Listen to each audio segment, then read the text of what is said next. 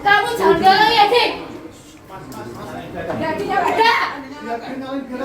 Ini nggak boleh Pak sama dia, Pak. Dari tadi gini, Pak. Hidupin aja.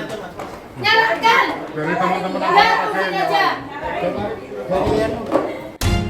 Belasan orang yang mengaku korban penipuan menangkap seorang pria yang diduga pemilik agen perjalanan haji dan umroh di kantor agen di salah satu mal di kota Semarang, Jawa Tengah. Penangkapan dilakukan setelah para korban kesulitan berkomunikasi dan menagih janji akan diberangkatkan umroh pada bulan Desember tahun lalu. Sejumlah korban mengaku sudah membayar uang puluhan juta rupiah untuk dapat berangkat umroh. Berdalih ada kendala, pemilik agen pun terus beralasan untuk menunda keberangkatan. Rata-rata para korban telah membayar uang 25 juta rupiah hingga 50 juta rupiah. Bahkan ada yang sudah membayar sebesar 275 juta rupiah untuk berangkat umroh di bulan Desember lalu. Tanggal 5 Januari, saya sudah melakukan pelunasan di bulan Desember. Kemudian pas H-2-nya, ujuk-ujuk uangnya minta di schedule. Nah, saya nggak mau ada indikasi bahwa orang ini menipu. Sehingga di hari itu saya laporkan beliau ke Polda. Nah, saat ini sudah ditangani oleh Polrestabes, cuman tindak lanjutnya sampai saat ini masih belum signifikan. Sehingga saya ketemu korban lain namanya Bu Arif, itu kena 275 juta. Dijanjikan berangkat tanggal 5 Desember, mundur tanggal 30. Terus mundur lagi tanggal 5 Januari. Nah, saya berdua dengan adik saya 46 juta, tapi baru dikembalikan 25 juta. Alasannya mundur terus itu apa, Bu? Ya, katanya kredit, katanya apa gitu. Untuk menghindari aksi anarkis, petugas Polsek Semarang Selatan mengamankan pria yang diduga pemilik agen tersebut dan membawanya ke Polrestabes Semarang untuk dimintai keterangan.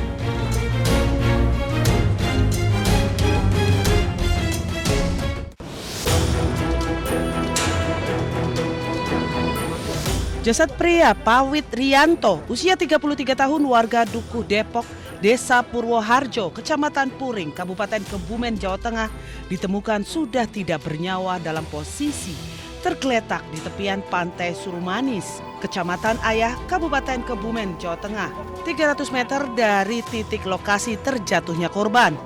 Sebelumnya, teman korban saat bersamaan dengan korban sedang memancing ikan di bebatuan karang Pantai Lampon. Namun korban terjatuh ke laut sehingga terbentur di bebatuan karang lalu tenggelam di titik air yang dalam.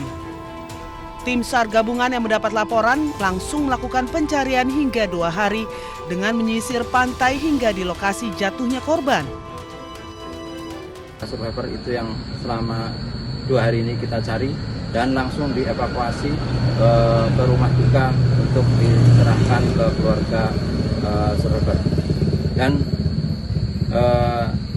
penemuan ini sekitar 300 meter dari lokasi kejadian.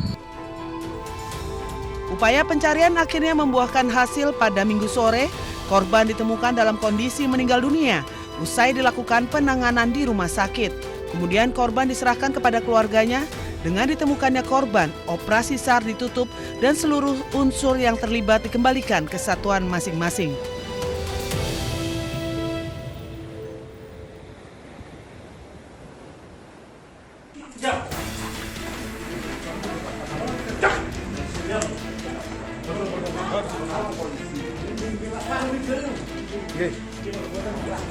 Satreskrim Polres Mojokerto menangkap Ilham Wahyudi, 38 tahun, warga Kecamatan Banyu Anyar, Kabupaten Probolinggo karena melakukan pencurian dengan korban para wanita. Pelaku ditangkap saat berada di indekos kawasan Krian, Sidoarjo. Dalam aksinya, pelaku berkenalan dengan para korban melalui aplikasi kencan online. Setelah akrab, korban diajak kencan hingga menginap di kawasan wisata Pacet, Kabupaten Mojokerto. Saat para korban lengah, pelaku membawa kabur barang-barang berharga milik para korbannya, diantaranya ponsel, emas, dan sepeda motor. Modusnya si pelaku ini, dia berkenalan lewat aplikasi Omi dengan korban ini. Habis itu diajak kencan, terus pada saat kencan, mungkin sudah selesai kencan, si korban mungkin lengah, si pelaku ini langsung mengambil tas biasanya, atau barang-barang bawaannya si korban, habis itu kabur, seperti itu. Saat penggeledahan di indekos pelaku, polisi menemukan 32 kartu tanda penduduk yang diduga milik para korbannya. Untuk mempertanggungjawabkan perbuatannya, pelaku dijerat pasal 476 KUHP dengan ancaman hukuman di atas 5 tahun penjara.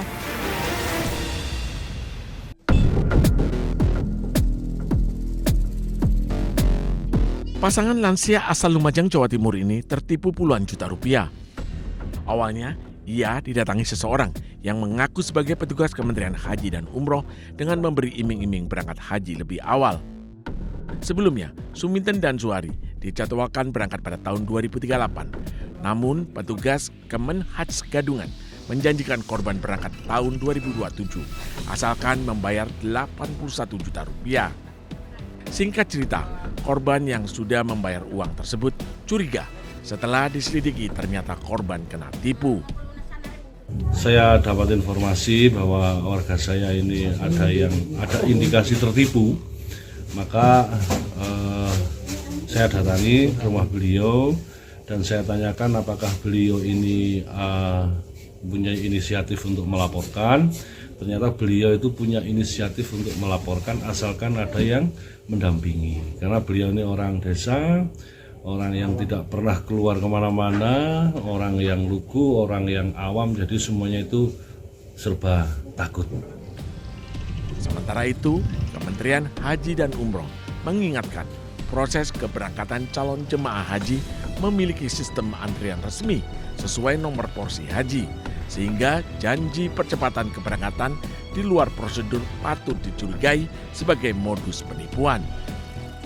Dari Lumajang, Jawa Timur, Yayan Nugroho, iNews melaporkan.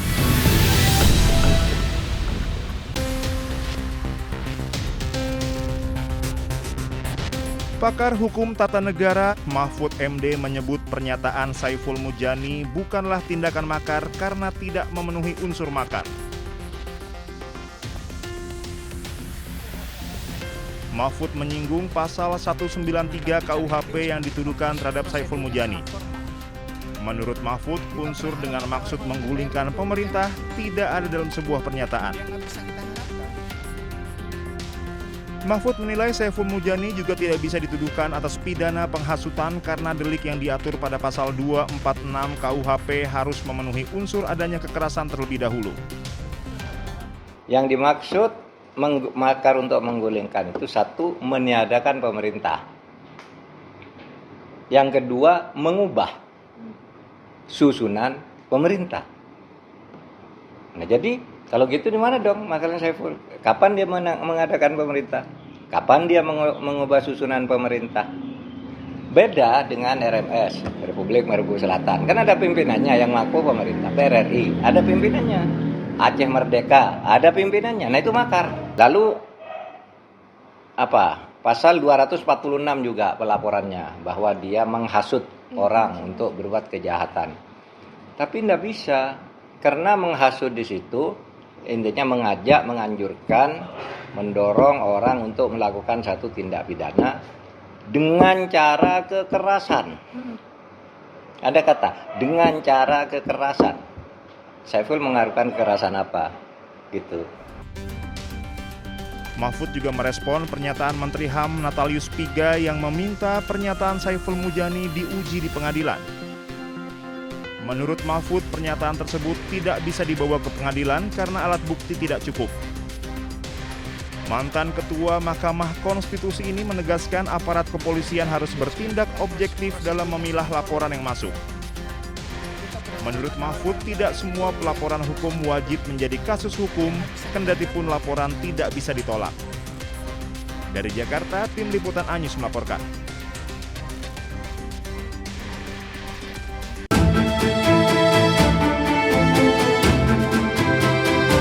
Video potongan ceramah dari akademisi, peneliti sekaligus pendiri Saiful Mujani Research and Consulting, Saiful Mujani, viral di media sosial. Saiful Mujani dinilai melontarkan narasi untuk mengajak publik menggulingkan Presiden Prabowo Subianto. Nah, kalau bicara impeachment itu kan prosedur yang sangat formal. Kita berharap ada orang-orang DPR itu yang udah gitu loh. Yang nggak bisa kita harapkan. Nah, oleh karena itu bukan impeachment, yang membesar forum seperti ini. Itu alternatif, tidak ada alternatif yang lain. Apalagi seperti saya katakan tadi, presiden itu sudah tidak presiden. Coba harusnya ya, tidak akan keluar kata-kata seperti itu. Ancaman-ancaman seperti itu dari seorang kepala negara, itu tidak boleh. Udah terlalu banyak syarat yang harusnya dia biasa di-impeach. Tapi yang impeach kan mereka itu, yang nggak bisa kita harapkan. Makanya bahasanya apa fair? Mengganti impeachment itu. Yang hanya kita yang bisa, rakyat gitu loh. 98 juga tidak akan terjadi kalau Rai dan teman-teman nggak turun.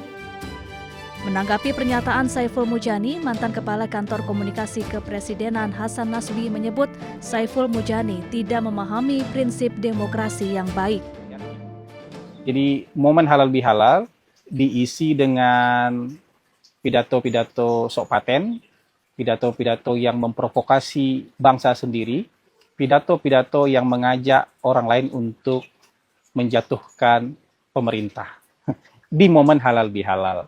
Jadi saya agak miris ya menyaksikan pidato-pidato di acara halal bihalal itu. Teman-teman, memang ada kelompok masyarakat di bangsa kita maupun di negara lain yang itu mengaku pejuang demokrasi, tapi mereka mengukur demokrasi itu dengan isi perutnya sendiri. Mengukur demokrasi itu dengan perasaan dan keinginannya sendiri. Jadi kalau keinginannya kesampaian, kalau perasaannya terpenuhi, kalau dia terlibat dalam sebuah kebijakan, maka dia akan bilang demokratis. Tapi kalau keinginannya tidak kesampaian, kalau perasaan-perasaannya tidak terpenuhi, kalau dia tidak terlibat dalam pengambilan sebuah kebijakan, dia akan bilang itu tidak demokratis. Sebelumnya, pernyataan Saiful Mujani disampaikan saat menghadiri halal bihalal bersama sejumlah aktivis dan pengamat beberapa waktu lalu dan menuai ragam komentar warganet. Tim Liputan iNews melaporkan.